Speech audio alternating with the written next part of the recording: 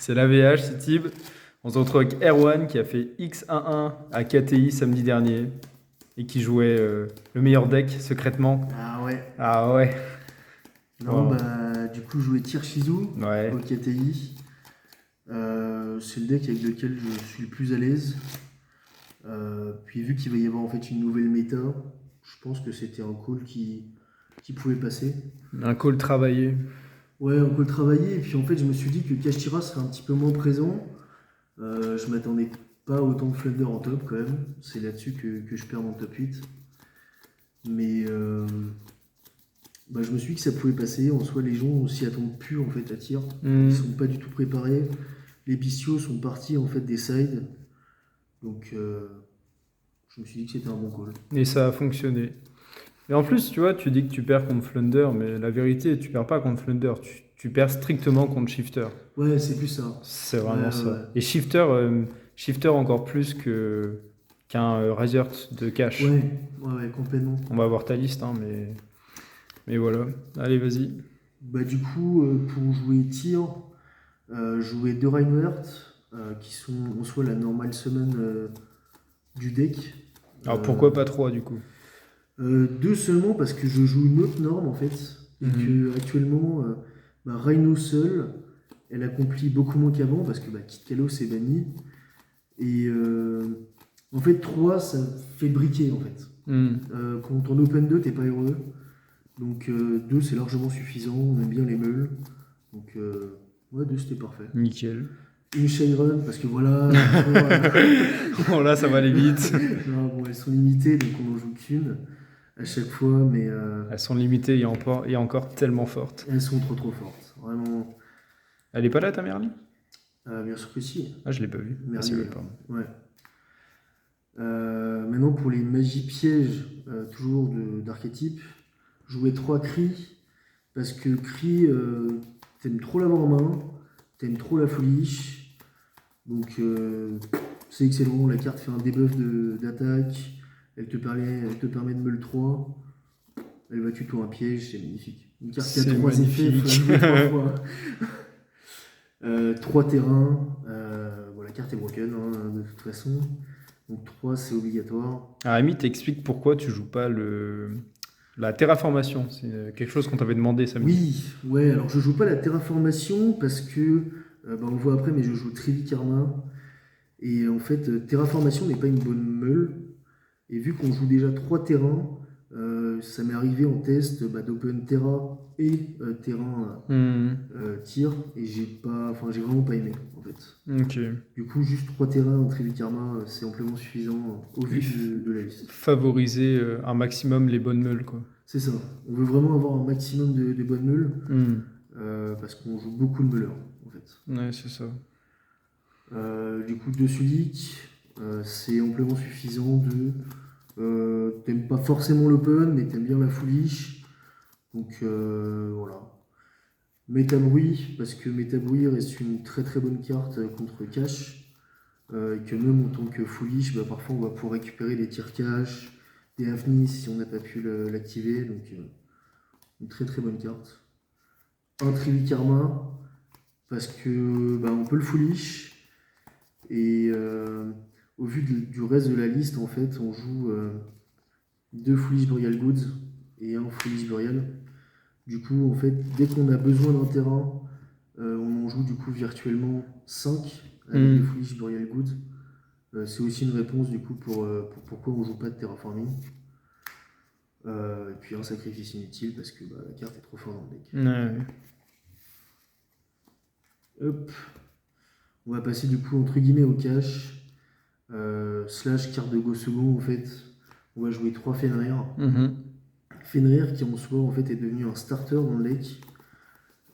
Parce qu'on a une loupe dans l'extra deck qui nous permet de au moins résoudre une fusion et de pouvoir poser Rulcalo sur le terrain assez rapidement sans avoir besoin de normes. 3 tiers cash, la carte est incroyable aussi. C'est potentiellement une trap. Elle permet de foolish 3 quand on l'a invoqué spécialement, enfin meule 3 quand on l'a invoqué, et de meule 2 quand on l'a envoyé au cimetière. Bon, voilà, la carte fait tout, hein. Niveau 7. Quelle bonne carte. Voilà, c'est ça. Donc c'en est tout pour les caches tirages. Je joue pas le terrain non plus de cache parce que c'est pas une bonne meule Mhm. et que en fait je voyais pas l'intérêt d'en jouer un en plus. J'avais vraiment envie de rester à 40. Donc je trouvais ça suffisant. Maintenant pour les ferries, donc 2 Diviner, un Kelbeck, un Aguido, un Keldo et un Mudora. Donc on les joue qu'un parce que ouais voilà c'est pas forcément des bonnes cartes. Voilà, les cartes sont broken, mais on est obligé de toutes les jouer. Même les shuffleurs parce que dans la plupart des match-ups c'est trop fort et qu'ils combattent beaucoup trop bien avec notre terrain pour s'en Mhm. priver en fait. C'est vraiment à chaque fois c'est des bonnes meules en fait. Donc c'est trop Ouais, intéressant. c'est ça. Pourquoi de Diviner? Ça répond aussi du coup à la question de tout à l'heure sur Reinhardt. Mhm. C'est notre deuxième, voire notre meilleur normal summon du deck. Parce que selon les situations, si on a besoin d'un shuffler, elle va en envoyer un. Si on a besoin de start et de meule, elle va envoyer les deux meuleurs. Mhm. Donc c'est. Plus elle devient niveau 6, ça donne un accès à Béatrice. Les choses sont bien Très faites, bien très bien faites. faites dans ce deck, hein. Maintenant,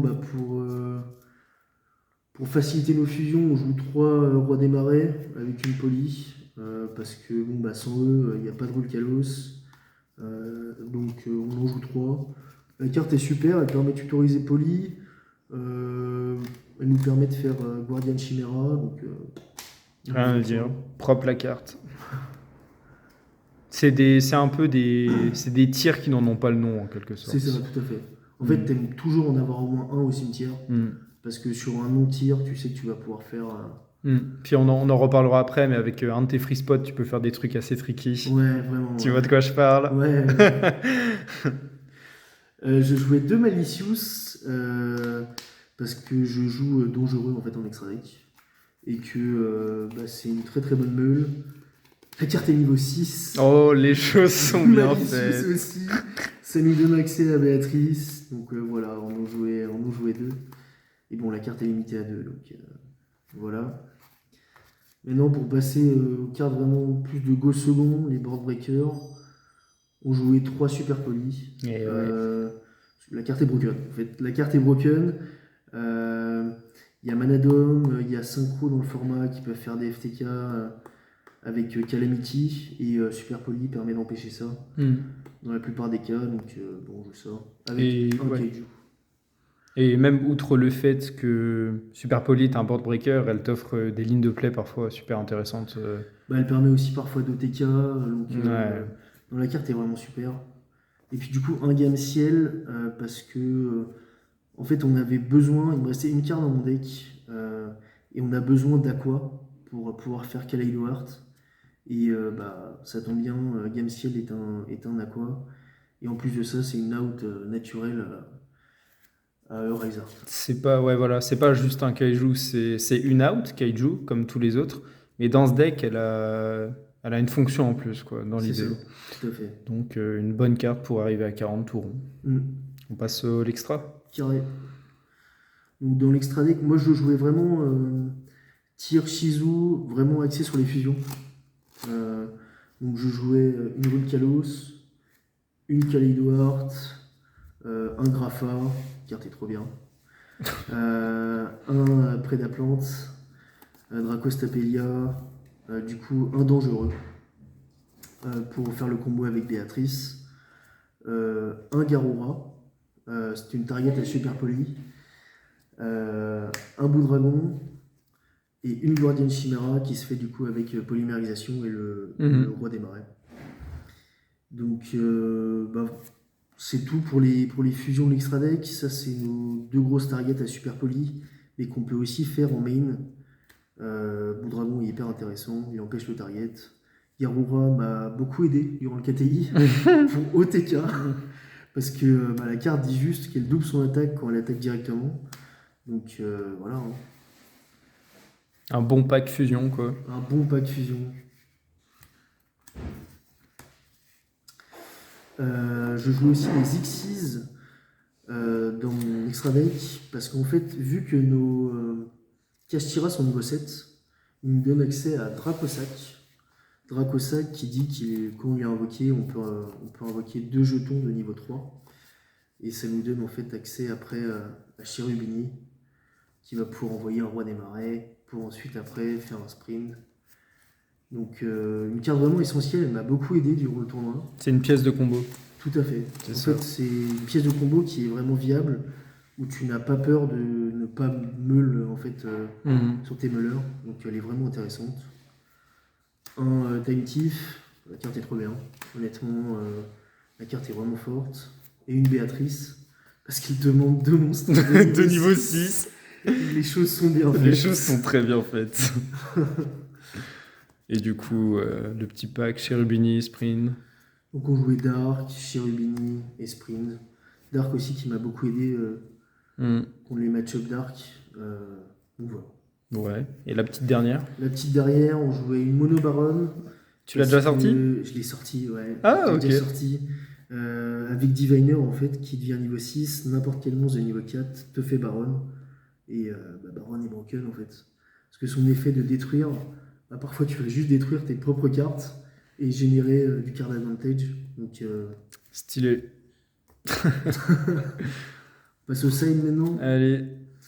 Dans le side deck, je jouais 3 Magnamut et un Bruisure. Alors, pourquoi des bestiaux? À cause du match-up Dragon et du match-up Despia. C'est des match-ups qui peuvent être compliqués parce que eux aussi jouent des bestiaux. Et ils sont niveau 6. Mais en plus, sont oui. encore bien faites. Ça nous donne accès parfois à des plays Béatrice. Et les cartes sont trop fortes. Les bestiales sont vraiment des bonnes cartes. Aspect des bodies à 2005 qui sont dark, c'est broken. Sinon, je jouais 3 drôles en autre trap parce que j'avais quand même peur des decks Dark World ou Hyper Combo. Donc je me suis dit qu'il fallait que j'ai au moins quelque chose pour un peu les ralentir. Donc j'avais choisi drôle comme une trappe. La meilleure entrave du prochain format, peu importe ce qu'il en advienne, donc Ouais. autant la jouer. Hein. Elle m'a un peu servi, mais pas tant que ça, honnêtement. Donc, mais la carte reste trop forte. 3 Dark Couleurs, parce que il me faut absolument une out en fait aux gros decks combo qui font des decks, enfin qui font des terrains quasiment impossibles à passer. Donc Dark Couleur est vraiment fort. À côté de ça, on a 3 Evenly qui eux nous permettent de gérer des boards qui n'ont pas forcément des negates de magie ou piège. Et ça marche aussi contre les decks backrow en fait. Ouais. Avec ça, on accompagne Bernard P. Featherduster. Nickel. Maintenant, pour la dernière carte de side, la contre-piège tir. On la rentre que quand on go first.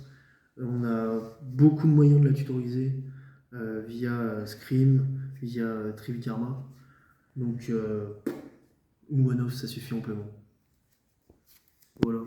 Bon, quelque chose à dire sur le tournoi? J'étais trop heureux de pouvoir jouer tir, honnêtement. J'adore ce deck. Malgré, t'as en des Flunder et des caches. Parce que c'est la grande question en fait. Les gens pensent que tir n'est pas jouable parce que cache est dans le format, parce que Ouais. Flunder revient. Qu'est-ce que ça serait ta réponse? En fait, ma réponse est que contre Kashtira, on a potentiellement en fait des outs en main deck. Ouais. Ce qui va vraiment tuer notre deck, ça va être Shifter. En fait, contre Shifter, c'est malheureux, mais personnellement, moi j'ai fait le choix de ne pas jouer Babouska. Et du coup, on auto-lose en fait quand on se prend Shifter. Maintenant, si on peut entre guillemets récap le tournoi, j'ai gagné qu'un seul dé contre Rescue Ace qui était mon premier match. Et en fait, ça n'a quasiment rien changé au game. J'ai beau perdre un dé, en fait, le deck est tellement puissant, tellement costaud qu'on peut push. Et même parfois, OTK, l'adversaire. C'est-à-dire que même contre Dark World, 2-0, on OTK tellement facilement avec le deck que. C'est un style de deck qui est aussi très très particulier au niveau des interrupts. C'est un deck qui est très très dur à interrupt. Ouais. Et vraiment, la seule carte qui te tue, c'est même pas Riser, c'est même pas Cosmos, c'est même pas machin, c'est vraiment Shifter. C'est quoi. Shifter. Tu l'as ou tu l'as pas. C'est ça. Si tu open Shifter, c'est pas la même game. En fait, je peux prendre un exemple tout bête, mais La game de mon top 8, je la joue contre Louis Jumbo de l'Ores. Du coup, Coucou la RS. il gagne le dé. Malheureusement, il open pas shifter. Et malgré son board, la première game dure une demi-heure en fait. C'est-à-dire que s'il n'y a pas de shifter, le deck peut quasiment tout remonter Ouais. naturellement. C'est assez simple en fait. Voilà. Bon, très bien. Merci beaucoup pour la profile. Ouais, de rien. Et puis, on se revoit cette fois dans des top WCQ cette année, ce serait pas mal. Chiche, on espère. On espère. Mais ça va le faire, t'inquiète. Bon, allez, à plus.